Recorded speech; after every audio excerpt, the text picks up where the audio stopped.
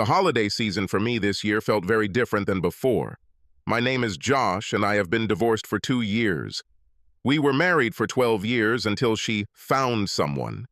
I guess I was stupid to give up any search after I found her and married her. Maybe I should have studied the rules more carefully before this important step. Anyway, I volunteered to work the shitty shifts, so my coworkers could have more time with their families.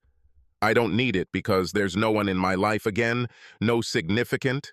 It's too early, but my time will come. I will see my 10-year-old daughter this weekend after Christmas. As I drove through the snowy countryside on my way to our factory, dirty splashes of slush flew from under the tires of my car. Another day or two, and the snow should melt.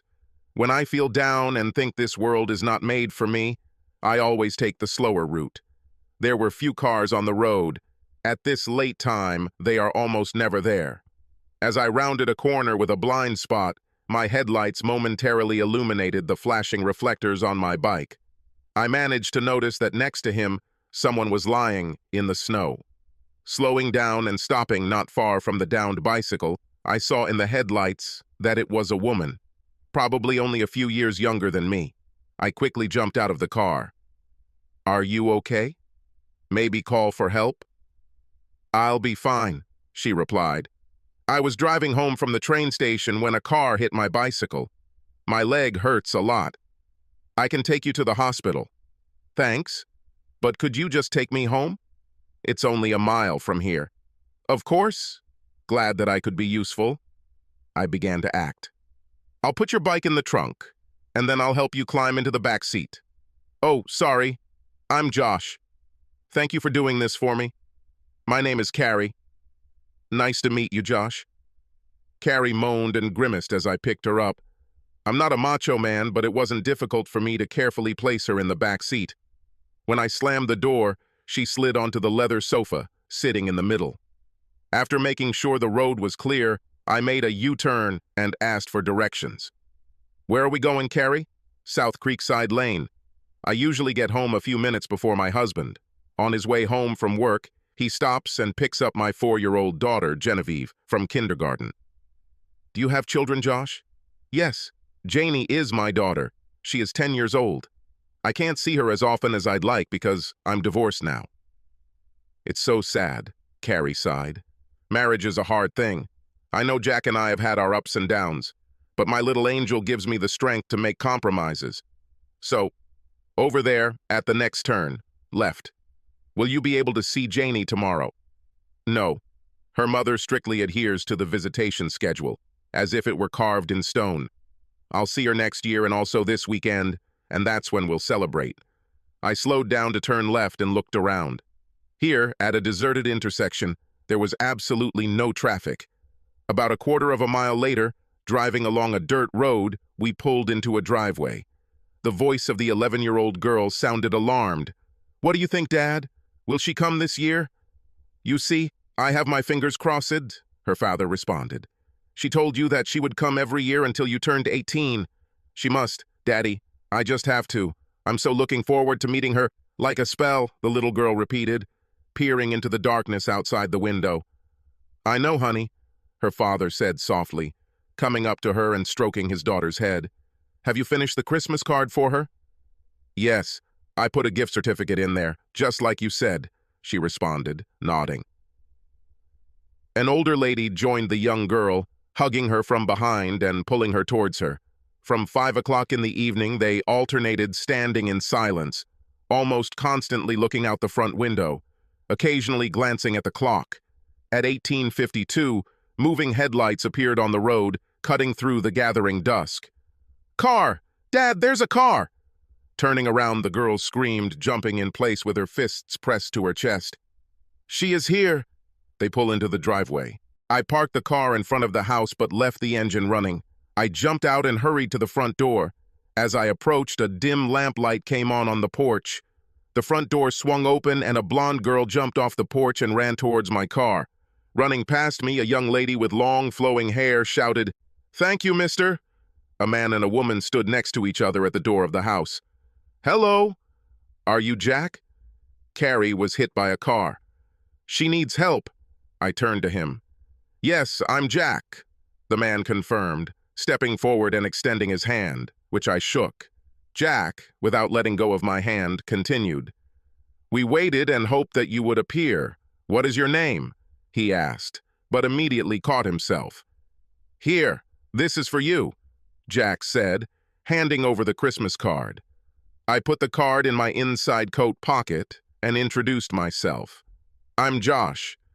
"You don't understand? Carrie needs help," I blurted out excitedly, turning my anxious gaze to the woman standing behind Jack and marveling at the strange calm of both of them. "Josh, this is my sister Mary." He still almost calmly introduced me to the pretty lady, stepping back a little. When I suddenly heard the sounds of giggling and laughter behind me and turned around to see what was the matter, Mary stepped forward and took my other hand. From here on the front porch of the house, we could all clearly see that the young lady who had climbed into the back seat of my car and Carrie were getting along very well. The girl leaned half out of the car and, waving her hand, shouted, "Mom says she loves you, Dad." Without moving from his spot, Jack also raised his voice in response. "Tell Carrie that I love her too." Without understanding anything, with a hint of panic in my voice, I asked Jack, aren't you going to help her?" Jack continued to squeeze my hand tightly. Without looking at me, fixing his gaze only on his chirping and laughing daughter, he spoke, "Thank you for your concern and for the kindness you showed, Josh. You see, 7 years ago, on the exact same night, Carrie was hit by a drunk driver, in the same place where you found her tonight. One good person, just like you, took her to the hospital. The doctors fought for her, but she died. Carrie left us too quickly and too soon. I can't see or hear her, but Genevieve, she can. You're the 7th person to bring Carrie home." Jack's voice trembled, and with his free hand he furtively brushed away a few tears. A mixed wave of joy, sadness, and confusion washed over my heart. Carrie is a ghost? But our acquaintance, our conversation, even her body, when I carried into the car, it all seemed so real.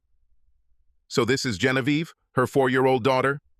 Confused, I couldn't find anything better than to ask such a stupid question.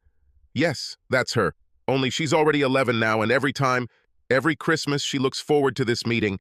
Tears were now continuously streaming down Jack's face, and he didn't try to hide it.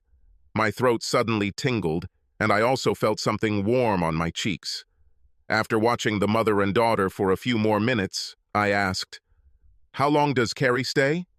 "Until 7/16, that is, until the moment when she lost her fight in the hospital. She had serious internal injuries that the doctors could not cope with," Jack said quietly.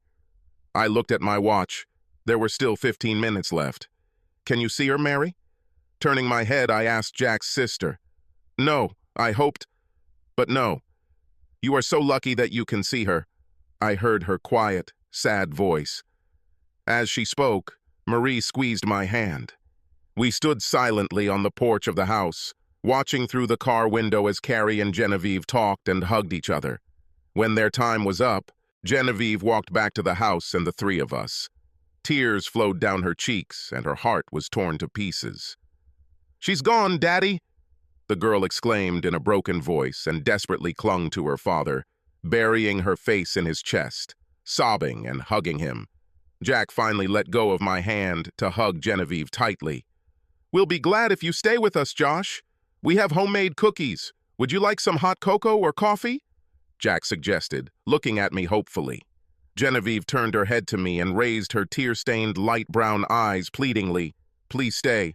I have an album with stories about the last 6 people who brought my mother home. I'll show it to you." What could I say to this? "I'll be very happy. Let me lock my car first." I smiled and accepted their invitation. Carrie had disappeared, and there was no one in the quietly purring car. The rear trunk lid, which I had opened so that I could bring the damaged bicycle into the house, was now closed, and the trunk itself was empty. When I realized this detail, the hair on my arms and neck stood on end. After turning off the ignition and locking the car, I joined Jack, Mary and Genevieve in their house. Mary lingered at the door, waiting for me to return, and then she took me by the hand and led me into the dining room. Knowing that I would be late for work, I sent a message to the plant saying that I had been involved in a traffic accident and would be delayed for several hours. From conversations around the table, I learned that Mary, like me, was divorced, but she had no children. We were all interested in communicating, and it seemed that we really became friends that evening. While I was enjoying my family's stories about Carrie, my cell phone rang in my pocket. It turned out to be Janie. "Hello, Daddy." Her excited voice came through the phone. "I just told my mom that I don't care what she wants. Can you come and celebrate Christmas with me tomorrow?" She said she wouldn't mind. I choked, but quickly answered, "With pleasure, dear. When is the best time for me to stop by?" "Everyone must be up by 8 in the morning. Thank you, Daddy. Love you." "I love you too, Janie. Don't ever forget that." It was a wonderful day spent with my daughter, even if I got to catch a glimpse of the one who replaced me. I returned to my bachelor pad late on Christmas evening when I remembered the card Jack and Genevieve gave me. When I opened it, I found a photo of Carrie, as well as another card that showed Jack, Carrie, and Genevieve all together, their smiling faces beaming, filled with joy and light. There, inside, was a gift certificate to my favorite cafe, written in a child's handwriting. By the way, it is located in a rather secluded and quiet place. Jack would have to travel a long way to get there. How? How could they find out about this? I hope this certificate is waterproof because my involuntary tears escaped my eyelashes and dripped onto the paper I held in my hands. An unexpected call from Mary interrupted my tears. Well, now I had a date set for Sunday night, after I took Janie home to her mother. To help me remember this, I wrote a red marker on my calendar to remind me that I would definitely be driving along this stretch of road next